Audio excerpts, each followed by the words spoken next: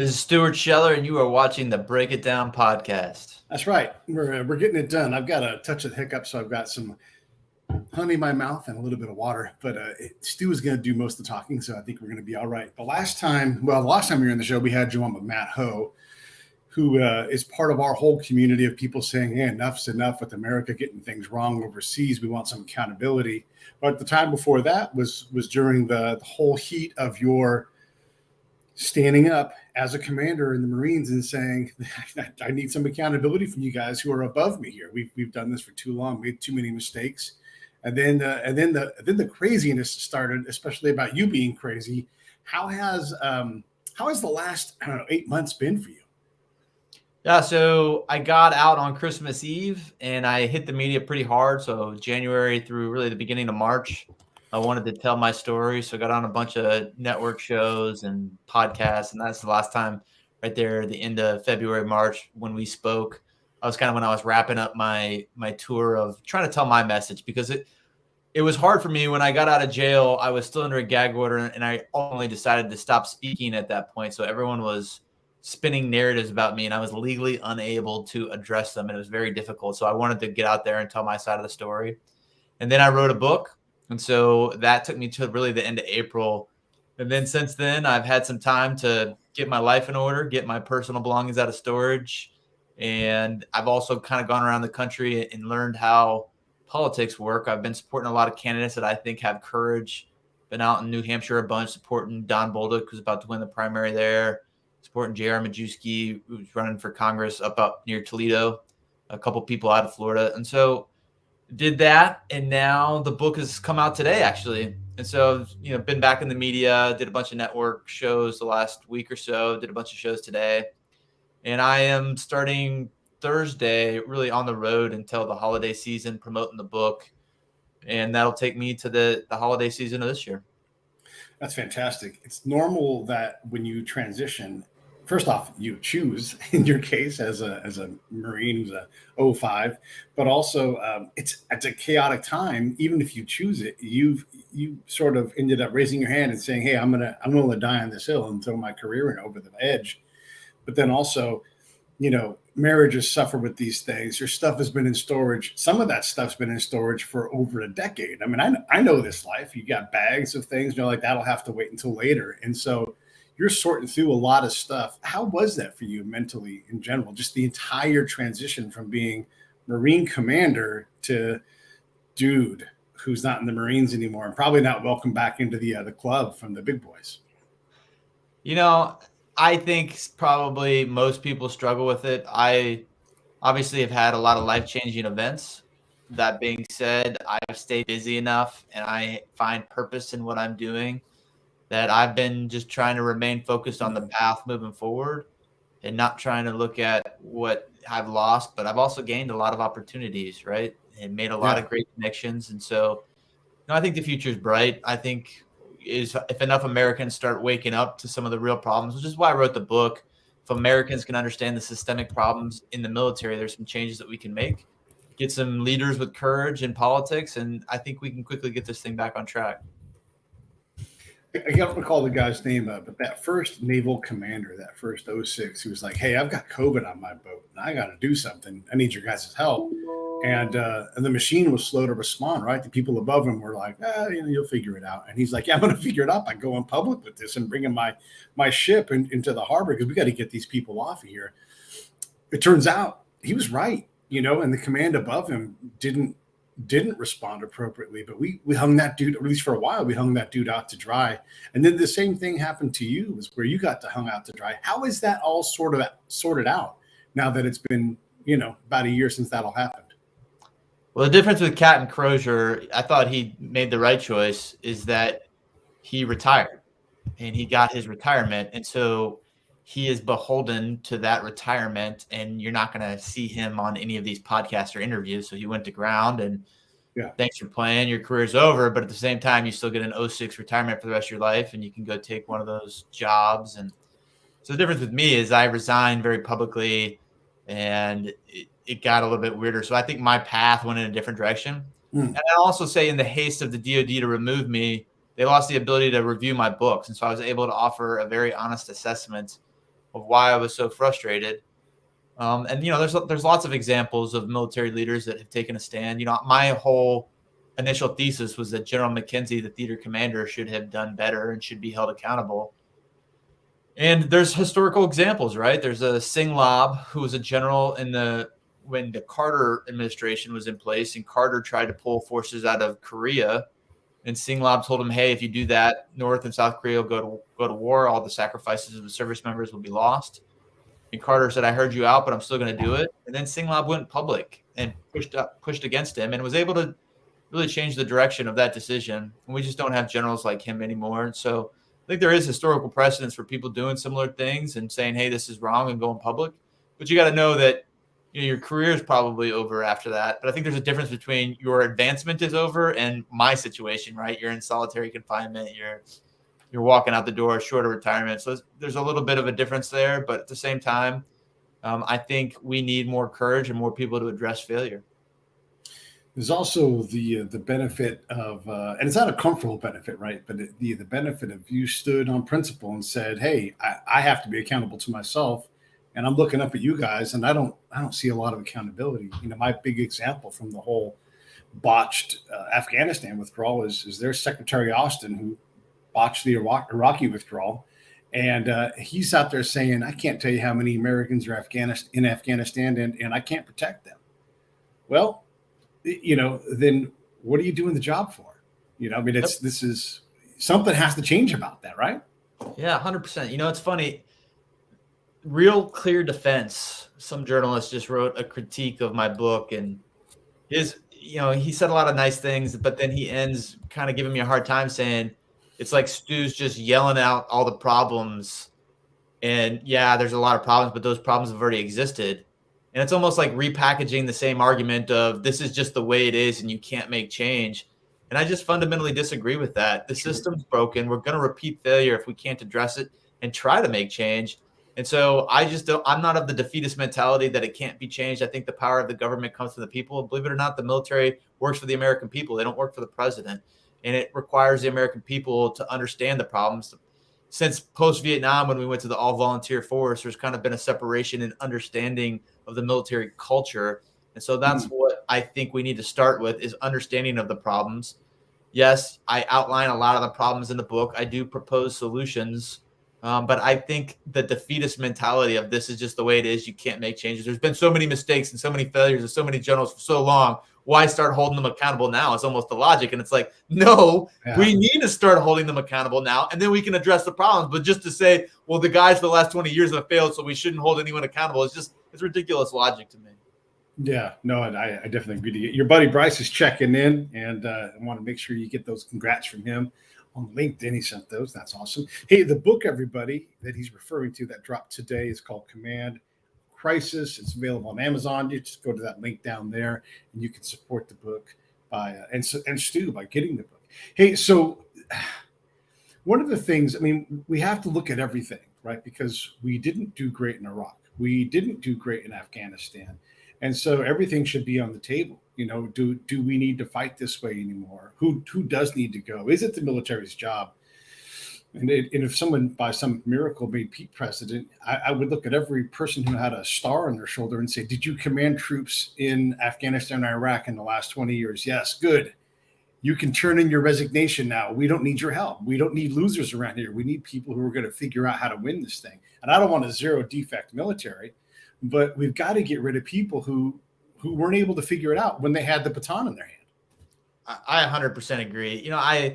I was doing an interview. I can't remember if it was Newsmax. I think it was Newsmax.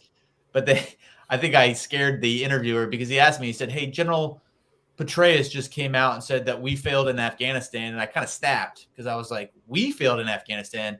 General Petraeus was literally the face of counterinsurgency in Iraq, was literally sent to Afghanistan to save it because he was a coin genius. Coin at no point was able to link tactical success to the National Security Council's political objectives. So we failed is not good enough, General Petraeus. Like, if you were the face and the leader, how about I failed and here's what I failed, right? It starts with individual accountability. And so, and this poor reporter was, trying to give General Petraeus credit, but it's just not good enough. Like, to your point, we need to put all the cards on the table and reevaluate all of our systems, because quite honestly, what we have right now is not working. It is not. It is pretty obvious how to defeat us. Why would anybody fight us toe to toe? We're desperate for that fight, but it's not the fight that's offered. And this goes to everybody. It goes to Secretary Mattis. He complained about how they didn't push him in early enough and enough. But he also was Secretary of Defense, and we dropped a MOAB. And look, you used one of the biggest ordinances we have, and you didn't win.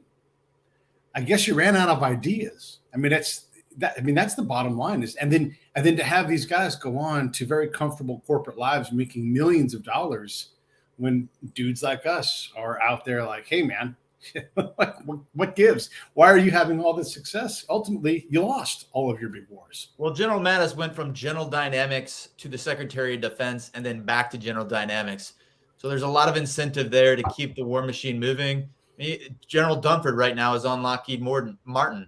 General Austin went from Raytheon to the Secretary of Defense. There are financial incentives for these guys to keep the machine moving. Yeah. And I just think they lacked the objective analysis that we need. It should be illegal for these generals to take these board member positions in the oligopoly of government contracting firms. It's insider trading done legally. And to your point, Mattis has made many mistakes, and I haven't seen him come out and make any public statements about his failures. It's cowardice. Yeah. It's actually good business too, right? Like you're talking about being on all these boards and everything. There are so many things that we could have done better along the way. I know it. Look, as a ground guy, as a spy, we didn't spend any money on things that helped me out, like experience or go here to this country or work long-term on this language. But we did spend money on the phalanx system. And I'm just picking one thing. It's all about the things that we can build and the jobs that come from that. It's not about lethality. It's about how many invisible jets can we have? And can we make those jets more invisible? And can we build ships, to the tune of $1 trillion? And these things, well, they don't win right now. I completely agree. Yeah. Okay, so you write the book. Did you have you ever written anything like that? You've written academic papers, I'm assuming, while you were. Yeah, I wrote a master's thesis. Quite honestly, a lot of my ideas in my book came from my master's thesis, but no one wants to read a master's thesis. Like the master's thesis is nothing but like footnotes and dense academic writing. And so what the book is a personal story, a story with relatable characters going through trials and tribulations and suffering and ups and downs that people want to read, but I'm able to inject my ideas of how to conduct foreign diplomacy more effective. And so that's what's really was fun about the book. And it didn't take a lot of imagination because I lived it. It was this crazy story that is crazy to read. Quite honestly, it was crazy to live. Yeah. And so it was an opportunity for me to kind of put pen to paper on a lot of the ideas that have been bouncing around my head for the last 17 years. Yeah. How did you structure the book? Is it like several essays together, or you have all these experiences that can be kind of crazy. How do you bring all that together? Yeah, so I struggled with this. So what I decided was it's almost like two parts, but it transitions seamlessly. So the first part, like the first 9 chapters, are my first 17 years in the Marine Corps. And so it talks about all the experiences I had, almost like a chapter for every 3-year tour, if you will. And I try to pull like a macro trend out of those experiences of that specific tour. And so that part of the book outlines my assessment of how the military has systemic problems and has gone wrong. And then it goes into, so that basically sets the framework for why I posted that video. And then it goes into, once I posted that video, the second half is what happened to me. And then the hypocrisy of that situation further illustrates the problems in the system. Yeah. I see your 3-2 guide on behind you for weapons company. Is that the time you cherish the most in charge of that company? Yeah, that was probably the best time in the Marine Corps. Unfortunately, I didn't get a real kinetic deployment. So that one was a UDP, and it's like prevent defense in terms of people getting drunk. In terms of, our workup, I did as a fire support leader, a year workup where we did nothing but fire support exercises, did an ITX, and we were just rocking and rolling. My NCOs were winning every competition. But, it's hard to compare that experience as a commander to my Afghanistan deployment that was very kinetic, my Ramadi deployment, so there's other deployments that I wasn't a commander in, but were shaped my thinking a lot too. Where do you think your sweet spot was? I mean, some people are really love the command time. Other people feel they're much more influential on a staff or whatever. And that people don't understand. Some people just find their thing. They being a staff officer and being great at that is invaluable to any commander. And that really is something that's special. What was your sweet spot? Well, I hated being a staff officer. I was a staff officer a lot. Yeah. I was a regimental operations officer. I was at 6th Marines for a year. I was a regimental operations officer at the basic school for 6 months. So I was a battalion XO in a MARSOC support battalion. So I've done the staff officer work. I put in my time. If you keep doing it, you just basically bounce back and forth between staff and commander. And so I just didn't enjoy it. It was very long hours. And it really being a staff officer, it comes down to who your boss is. And so my staff time was, it varied depending on who I was working for. I love being a commander. I love being in charge. I love being a man of action. And so wherever I can, not have to play the bureaucracy is where I was happiest. But quite honestly, in the system nowadays, it's very hard to get away from that. It is very, very hard. I mean, you can be, in my case in the Army, a battalion commander or a brigade commander, but I've worked with those guys. They don't get a lot of free time. They definitely don't get a lot of time outside the wire. And when they do, it's just because they want to see the troops. It has very little to do with the operational side, which you were getting higher and higher and going more in that direction anyhow. What kind of commander would you have been if you were a brigade commander? Yeah, I mean, I don't think at 17 years as a lieutenant colonel, my leadership style had solidified. So I don't think I'd have been much different. It's just a different platform. But the way my leadership style was, just my personality, I am to the point, right? So I care about my Marines deeply, but at the same time, I like being on the winning team. So I'm going to push the team to win in whatever that respect is. So if there's an adjacent unit, we're going to be better than that unit. And we're going to win. I've never been a guy that was, most commanders talk about how discipline is the backbone and discipline is the thing that sets you apart. I mean, it's an ingredient in making the cake, and I understand it's important at certain points, but I'm not that guy that's going to run around and correct haircuts or correct these small things. That's not for me. I focus on bringing the team together, building cohesion, and accomplishing the goal. And in each command, you analyze that differently, right? So you do your problem framing, you figure out where you want to take the team, you set goals and milestones to do that, and then you build the training plan to accomplish it. When you talk about the discipline aspect of it, like your biggest tool in that is a sergeant major, right? And so how do you work with that sergeant major to say, hey, let's focus a little less on discipline and a little more on team building? I mean, do those guys just get it? I mean, because you convince yourself, but then you got to convince the guy to your left. You're like, hey, man, this is how I want to approach this problem. It's funny. In the book, I didn't critique the senior enlisted, but quite honestly, senior enlisted that relegate themselves to just enforcing discipline really marginalize themselves. And it takes away from the utility of why they exist. They exist to advocate for the junior enlisted, not just to enforce good standards and discipline. And sometimes advocating for the junior enlisted requires them to have tough conversations with their commanders. And there's a lot of them that do that. But holistically, I just haven't seen a lot of pushback in terms of advocacy for the junior enlisted from our senior enlisted. And, I explore in the book of whether there should even be a college degree requirement for officers. I mean, what if we sent everyone to the same boot camp? And then if you wanted to try out for the officer pipeline, you do that. And if your college degree is so substantial, then it should lead to better results in whatever the performance test is for becoming an officer. And so, just OCS, Officer Candidate School, where is the one place we screen officers. We use drill instructors to do that. And that is a overemphasis on discipline, right? And it's not necessarily people that have officer experience.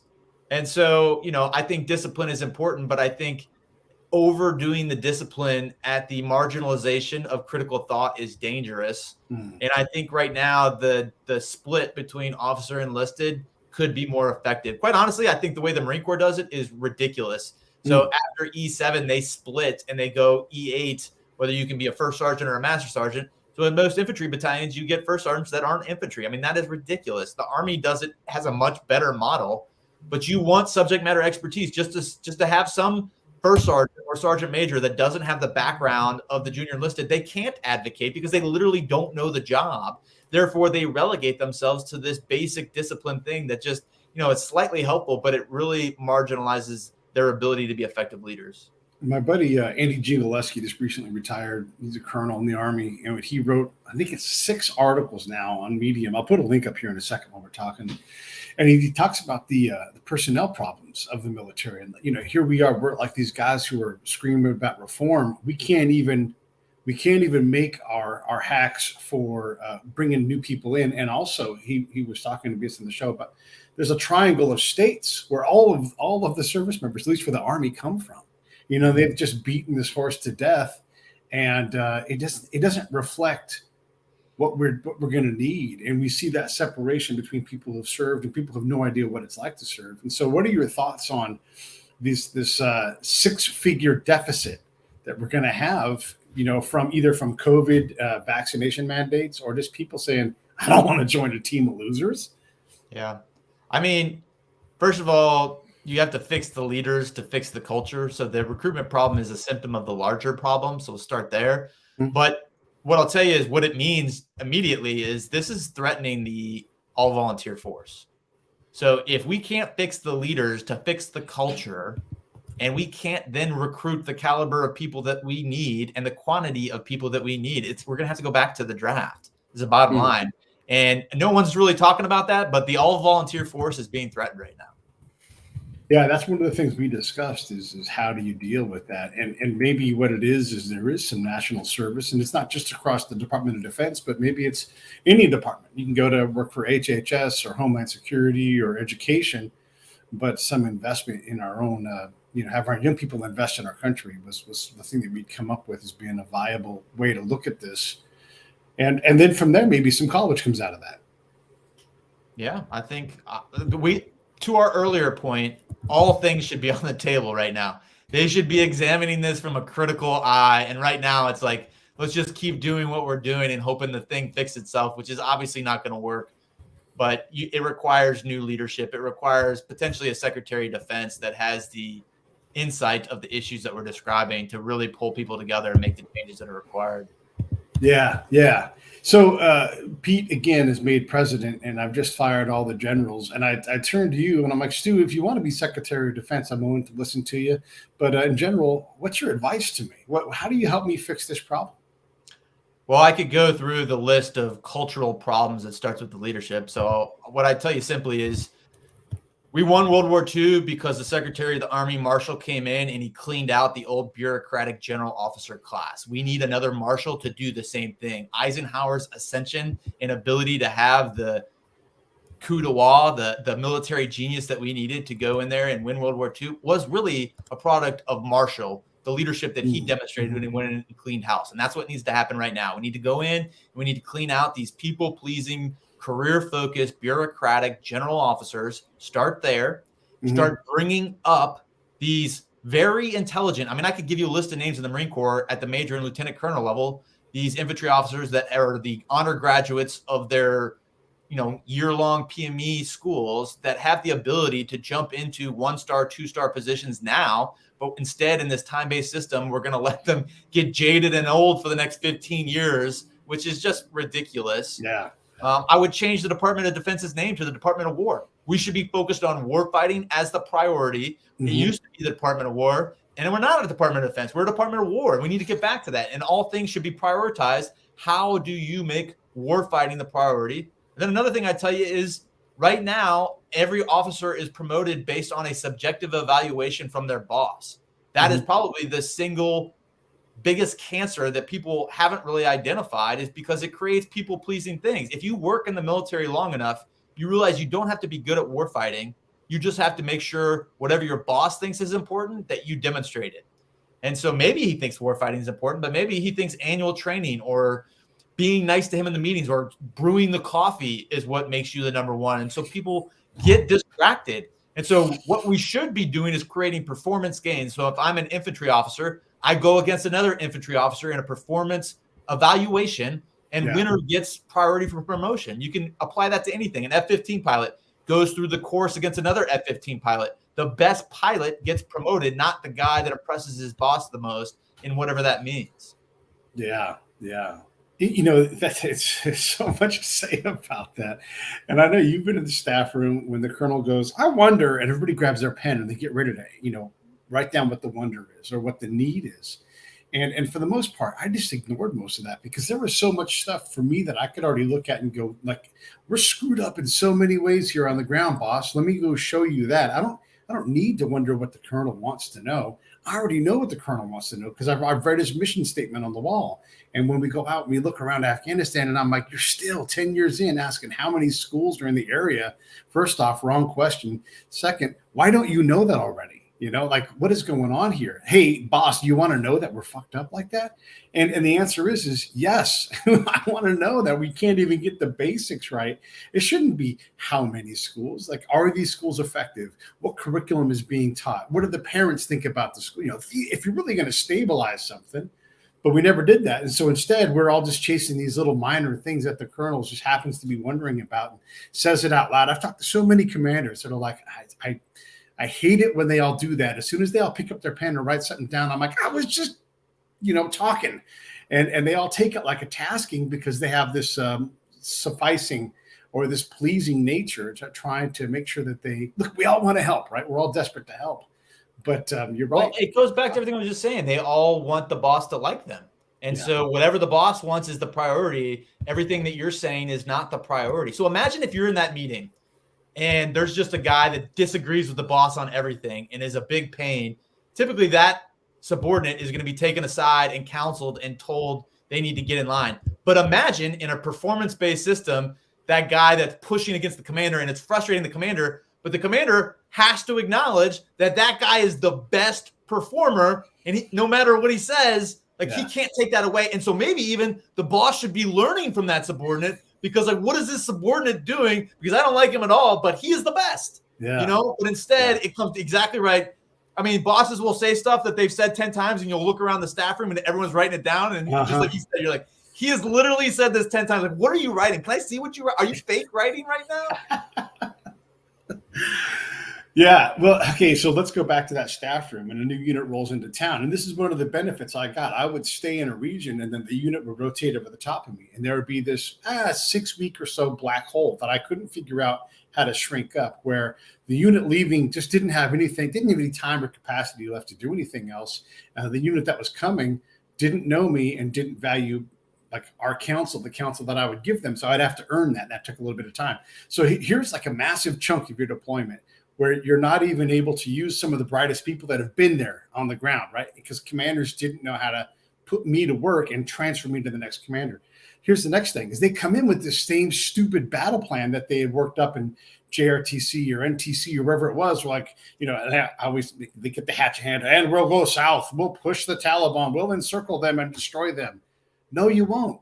No one's doing that. No one's done that. You'd be lucky to make dead Taliban show up every day out here.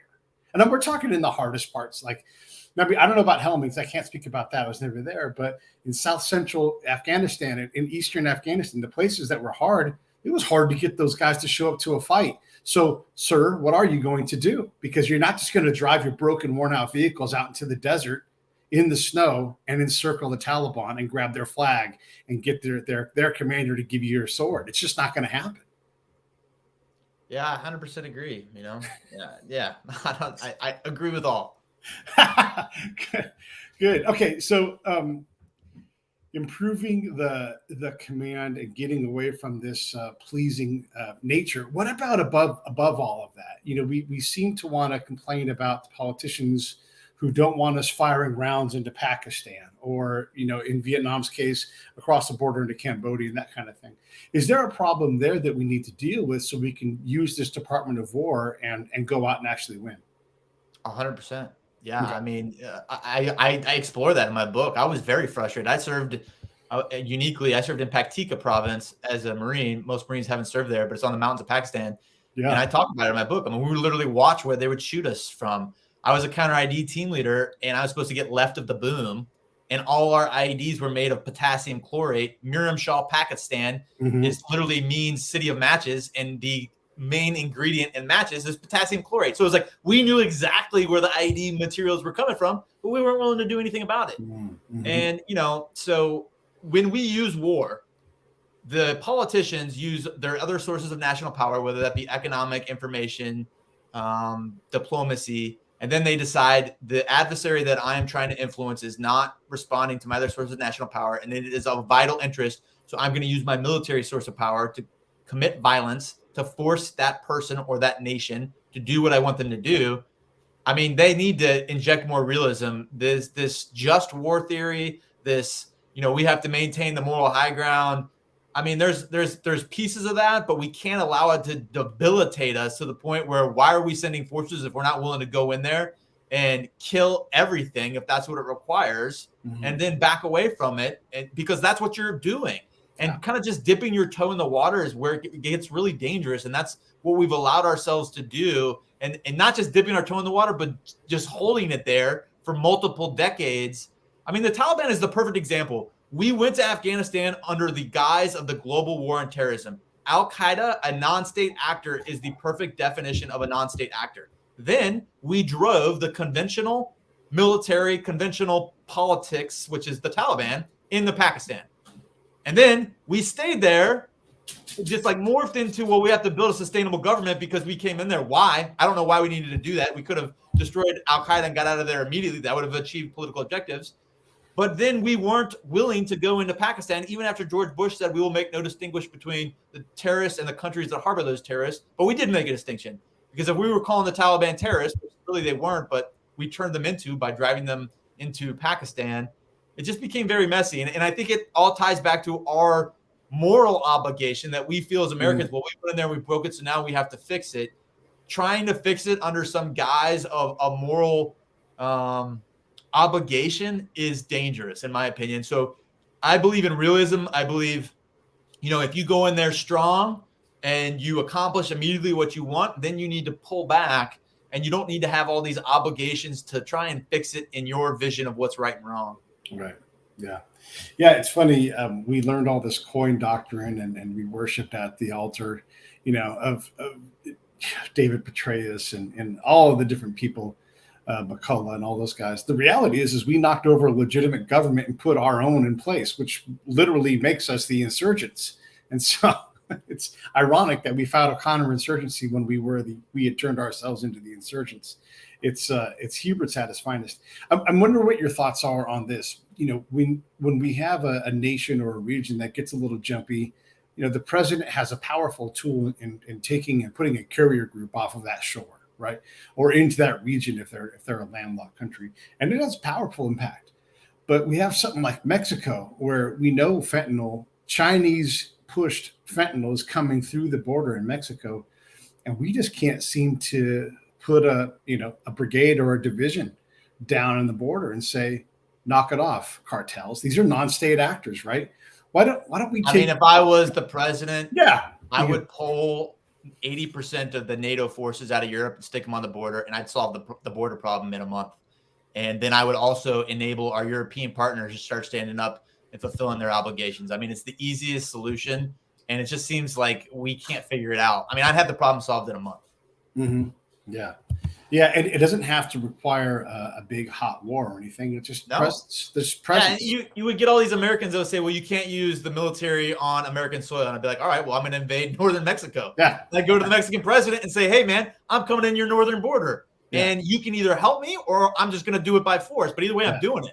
This is the problem. No one else is fixing it. I mean, we had no problem going to Iraq or Afghanistan and saying, I'm here to help. You just go to the president of Mexico, but hey, I'm here to help. Glad to cross-train with your guys, but we're going to get this we're going to get this cartel. I went to the border recently because you never know what to believe in the media. I went to Roma, Texas, and in my vision, it was this big river that was separating it. It was like a creek bed. And literally, while I was there, because the cartel was on the other side watching us, they walked halfway across the creek bed and pretended like they were on their phone, but it was obvious he was filming me. And I'm just sitting there staring at, like, I can't believe that this is how this works. I talked to a border patrol agent. I mean, they had, in his 30-mile stretch, they caught 150 people the previous night. And, multiply that by the 1,900 miles there are. And not only that, the cartel was putting colored bracelets. Like, you're from China, you get a pink bracelet. You're from Brazil, you get a green. It was like an amusement park. And I was just blown away at how, how oblivious we are to kind of the border situation. It is crazy. When you talk about that, that's all stuff I've seen too. And I'm going to do something down there either later this month, early next month, where I'm going to go down in Arizona. Same thing. You've got the cartels pushing people across. While the cartel is armed, they're coming across with prisoners that they've got, and they're taking them into America. I don't know. Who knows what they're going to do with them after that? Maybe they're just, transport them across the border. Maybe they're going to send them to somebody to execute. Who knows? But the thing is, we should know, and we talk about all this sophisticated border stuff that we're going to do. When are we going to do it? I mean, we have I'm all for a healthy and positive and voluminous immigration policy. Let people come in who want to come here, but don't let this fentanyl flow across our borders. Don't let violence and trafficking impact people negatively. That's it. America's built on immigration. Like, we've all immigrated here. We need immigration, but we just need to figure out the way to do it. The way to do it is not just to open the southern border and let anyone in. I mean, hopefully we can all agree on that. Yeah. What else is in the book that we need to know about? Help me understand why I'm going to buy Stu Scheller's book. I think most people just don't realize the ways that the military cut corners to silence me and punish me. And then the way they weaponize the media. The military system, communication directorates have gotten very good at weaponizing the media. And it's not necessarily in the best interests of the junior service members. So I just hope people understand that the processes that exist in the military when you're trying to speak against senior leadership are not going to help you. And that the full force of the military, when brought against one person, can be a little bit overwhelming. Yeah. But I think when people start to understand just how misguided some of these processes and these organizations are, it'll help with getting the train back on the tracks. Yeah. Hey, how was your personal life stabilized? I know you had to go through a lot to do all this stuff. My divorce is finalized this month. A good relationship with their mother and my kids, but was unable to reconcile that. Yeah. And so, that was probably the biggest loss. Yeah. But it's, we're both on our own path right now and trying to manage the new normal. And really, honestly, guys like us who deployed a lot, it's marriages are thrown on the heap, and you lose them. It's hard to justify staying married when you have grown apart so much, and there's just that much distance. Well, another thing in the book, I was very honest about that whole situation, and I let her read it, and she was good with it, and so because it's important, I think the military takes for granted the pressure they've applied on our generation. Yeah. I mean, the World War II veterans, like, I've been deployed longer than someone that went to the beginning of World War II and then came back at the end of the war. Yeah. And it's even worse because you get disheveled over, they do it, in small increments. So you actually can't maintain any consistency. And it's like, I feel like people have lost perspective of the expectation of a young service member.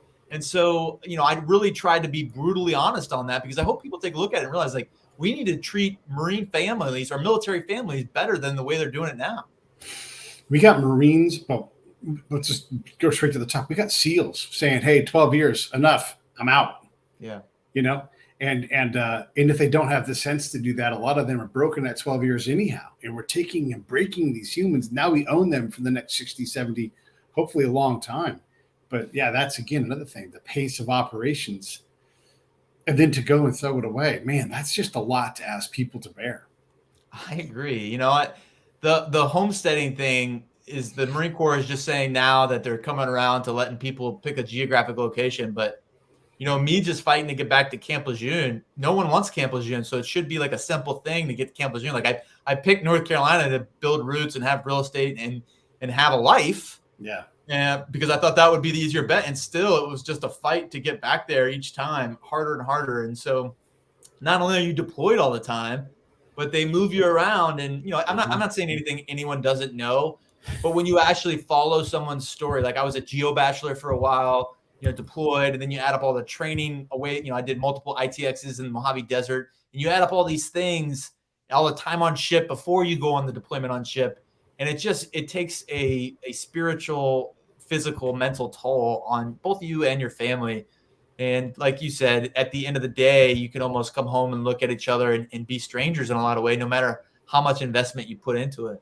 Right, right. I'm looking right now at the pay for someone who's been in, 22 years of experience as an E7. A very common thing to happen in the Marines. And the pay is, ready for it, $5,400 a month. Yeah. That is, it's not, it's embarrassing. I mean, Yeah. how qualified. You meet a gunny, you meet someone that is passionate, they are good at their job, and they may not make E8, and not because they aren't a badass, warrior in their own right, but $6,000. We can't find $6,000 to pay someone who's got 20 years in service and is an absolute pro and is going to walk out the door and instantly get over six figures if they want to work in the same field, just on the private side. Yeah. I mean, so again, I think the theme of this show has been like, there's so many problems that everyone knows. And it's almost like you get overwhelmed with all the problems. And so you're just like, well, this is just the way it is. But no, like, I think we need a hard stop and we need to like break out each one of these problems and try to figure out what the worst thing we could do is compartmentalize each one of these problems without a holistic approach. Now, you're never going to have an approach that's going to be able to address every single problem, but to use them all in isolation, sometimes now you've got solutions that are making new problems. Yeah. And right now, I just don't see us stopping. And that's why, it's especially when I made the video, and I talk about it in the book, a lot of the senior leaders, like, just, it's always the next threat, always the next threat, always the next threat. And, we're super focused on China. And, I get it. We as a military have a responsibility to be ready for the next big adversary. But the problem with always just laser focused on the next threat is you never actually pause and say, how can we fix ourselves so that we're capable of being more effective for the next threat? Like, after Afghanistan, there was no better time to say, all right, guys, like, hard reset. Let's stop. Let's go back to the whiteboard and let's re-examine everything. But instead, it's like, no, we got China. We got to go. I mean, we're always going to the point where we're going to be so strung out that when the next fight actually comes, we're either going to get crushed or we're inevitably going to have this long, drawn-out failure again. And it requires leaders that have the courage to kind of reassess some of these things. Yeah. And then you see, you see a Marine unit going off the coast of San Diego and putting people on the bottom of the ocean, right? Yeah. And what does that come from? Well, it doesn't come from a lot of time practicing that stuff. It comes from not being able to do anything and having equipment that you aren't familiar with and, probably needs updating. I mean, I don't know ultimately what the investigation was. Are you talking about the AAV incident? Yeah. Yeah. So the AAV incident, I explored a little bit in my book. The investigation found that it was from poor preventative maintenance checks. And then also there was a bunch of safety things that weren't on place on the boat with small boats and different things that they should have in place. And that's true. Like, factually, there was a lot of breakdowns. Yeah. But what the investigation doesn't cover at all is that the AAV is from the 60s and has been extended beyond its service life multiple times. And it's a product of our procurement system being fundamentally broken and doesn't work effectively. But we would never do an investigation to say, why does the procurement system so failed that this system has been like extended multiple times, that now the service member, not even really understanding this, is assuming undue risk to get in the machine. And so, like, let's focus on the 05 and below commander level of the safety mechanisms that weren't in place, instead of stepping back and getting a fresh perspective to say, why are they in AAVs that were built in the 60s, right? I mean, and it seems common sense, but and it's unfortunate. Like, the families all understand this too. Like, the families have reached out to me in my ordeal and still are just very unhappy with the conclusions. And, it's unfortunate because there is no judicial oversight of the military. Military commanders decide what to investigate, how to make the investigation, and then ultimately can decide, we didn't do anything wrong, or this is all we're going to conclude. I mean, and so it's another problem that needs to be examined. Let's talk about your work now on the political side, with all of the effort and supporting and finding these candidates that you think are worthy of election and giving them attention. Yeah, so the one I'm really excited about is General Don Bolduc. He's running for Senate out of New Hampshire. And if you go back and read he just Google General Bolduc Afghanistan op-ed, in February 2021, he was like one of the few generals that wrote an op-ed saying, we've been lionizing the generals when we should have been lionizing the junior enlisted. The generals have failed, and I include myself in that failure. I mean, it was literally like the thing that I've been waiting to hear, and I didn't find it until after the fact. Now, he wrote that op-ed after he got out, but at the same time, he was forced out as a one-star because he was pushing back on a couple of initiatives that I won't go into for this podcast. But the guy's the real deal. He's got a lot of courage. He's not really supported by the GOP establishment there, which makes me kind of like him even more. And just from a grassroots campaign, I mean, he's locked up the primary. New Hampshire's primaries are super late. It's got to be one of the latest in the country. So most primaries are complete, but his doesn't happen, I think, for another couple of weeks. And then he jumps straight into the general against a woman named Maggie Hassan, who I think he is just a much better candidate. He's someone that I see leading the Senate Armed Forces Committee one day. And so I'm just a huge supporter of his.